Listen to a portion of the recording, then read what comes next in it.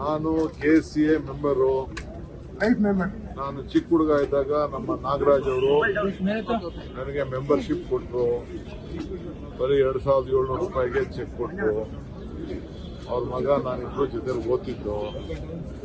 ಜೊತೆಗೆ ಬೇರೆ ಎಲ್ಲ ಟೀಮ್ ಫ್ರೆಂಡ್ಸು ಗೊತ್ತು ನನಗೆ. ಬ್ರಿಜೇಶ್ ಇರ್ಬೋದು, ಅನಿಲ್ ಕುಂಬ್ಳೆ ಇರ್ಬೋದು, ಪ್ರಸನ್ನ ಇರ್ಬೋದು, ಎಲ್ಲರೂ ಕೂಡ ನನಗೆಲ್ಲ ಪರಿಚಯ. ಸೊ ನನ್ಗೇನು ಬೇಕು ಸೆಲೆಕ್ಟ್ ಮಾಡಿ ಮಿಕ್ಸ್ ಮಾಡಿ ನನಗೇನಿತ್ತು ಓಟನ್ನು ಹಾಕ್ತೀನಿ. Cricket lover. ಸೊ ಮುಂದಕ್ಕೆ ಕರ್ನಾಟಕ ರಾಜ್ಯದಲ್ಲಿ ಬೆಂಗಳೂರಲ್ಲಿ ಏನು ಅನಾಹುತ ಆಗಿದೆ ಅದೆಲ್ಲ ತಪ್ಪಿಸಿ ಮುಂದಕ್ಕೆ ಈ KCಯಲ್ಲಿ ಸ್ಟೇಡಿಯಂ ನಡೆದು ನಮ್ಮ ಬೆಂಗಳೂರಿನ ಗೌರವನ ಉಳಿಸೋ ರೀತಿಯಲ್ಲಿ ನಾವು ಮಾಡ್ತೀವಿ.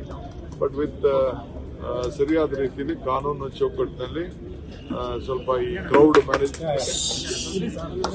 ಮ್ಯಾನೇಜ್ಮೆಂಟ್ನ ಸ್ವಲ್ಪ ಗಮನದಲ್ಲಿ ಇಟ್ಕೊಂಡು ಇನ್ನು ಮುಂದಕ್ಕೆ ಈ ಸ್ಟೇಡಿಯಂನ ನಾವು ಬಳಸ್ತೀವಿ.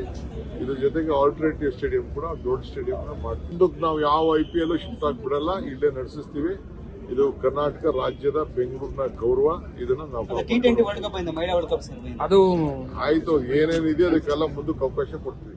ಸೂರ್ಯಘರ್ ಮುಫ್ತ್ ಬಿಜ್ಲಿ ಯೋಜನೆಯಡಿಯಲ್ಲಿ ಸಾಂಪ್ರದಾಯಿಕ ವಿದ್ಯುತ್ ಮೇಲೆ ಅವಲಂಬನೆಯನ್ನು ಕಡಿಮೆ ಮಾಡಲು ಮನೆಗಳ ಮೇಲ್ಛಾವಣಿಯಲ್ಲಿ ಸೌರ ವ್ಯವಸ್ಥೆಯನ್ನು ಸ್ಥಾಪಿಸಲು ಅವಕಾಶ ನೀಡಲಾಗಿದ್ದು, ಸೌರ ಫಲಕವನ್ನು ಸ್ಥಾಪಿಸಲು ಮನೆ ಮಾಲೀಕರಿಗೆ ಬ್ಯಾಂಕ್ಗಳಿಂದ ಸಾಲ ಸೌಲಭ್ಯದ ಜೊತೆಗೆ ಸಹಾಯಧನವನ್ನು ನೀಡಲಾಗುತ್ತದೆ.